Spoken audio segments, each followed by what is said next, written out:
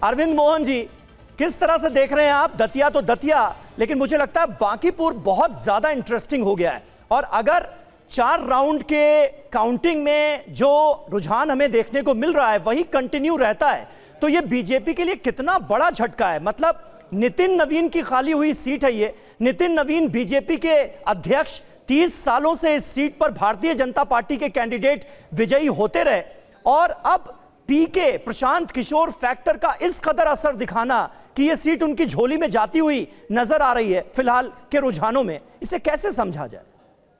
देखिए, दतिया में तो भीतरघातों की लड़ाई है। हाँ। इसका भीतरघात ज्यादा नुकसानदेह साबित हुआ ये रिजल्ट बताएगा, लेकिन भीतरघात ही लड़ाई का मुख्य पॉइंट रहा वहाँ। लेकिन पटना की लड़ाई जो है वो थोड़ी ज़्यादा मुश्किल है।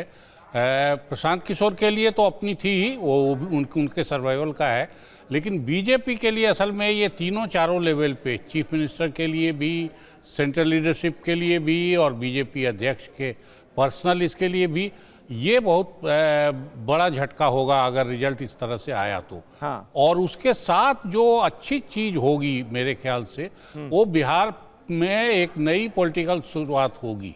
हम सब लोग बिहार को जाति जाति से बहुत ज़्यादा जोड़ते हैं। अगर प्रशांत किशोर जीतते हैं तो ये जाति के डिस्कोर्स का पीछे होना भी एक काफ़ी समय से बिहार में जाति का डिस्कोर्स सबसे ऊपर रहा है।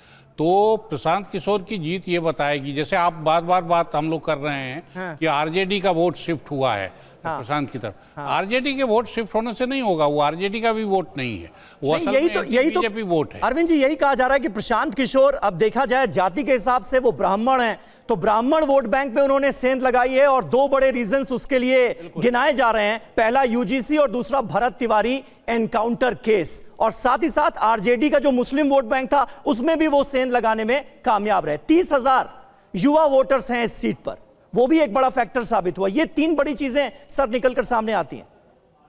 नहीं, ये फैक्टर्स हैं। इन फैक्टर्स गिनती आप कोई छोड़िए नहीं, लेकिन मुझे लगता है कि लोगों ने उससे ऊपर उठ के वोट दिया है। अच्छा। और वो वोटर बीजेपी का वोटर है काफी ज्यादा उसमें, क्योंकि अब तक जो बीजेपी को वोट देते रहे हैं उस किस्म के लोग अगर शिफ्ट नहीं होंगे तो फिर प्रशांत किशोर के लिए ये नतीजा ले आ पाना संभव नहीं होता, या बीजेपी का हारना संभव नहीं होता। क्योंकि सब करके भी रेखा गुप्ता को पिछली दफे जो वोट आए हैं वो बीजेपी के आधे से भी कम थे। तो इसलिए बीजेपी का वोट टूटा है, शिफ्ट हुआ है, और वो जाति और संप्रदाय पे भी उससे ऊपर उठ के वोट गया है। और ये मुझे शुभ लगता है कि ये शुभ संकेत है बिहार की पॉलिटिक्स। जी बिल्कुल। तो देखना होगा कि अभी फिलहाल तो प्रशांत किशोर आगे चल रहे हैं। आगे जब पूरे राउंड होते हैं तब इसके बाद क्या नतीजे निकल कर आते हैं। इस बीच एक और सीट का हम रुख कर रहे हैं, गुजरात के मांझलपुर की अगर बात करें तो यहां पर बीजेपी को बड़ी बढ़त है।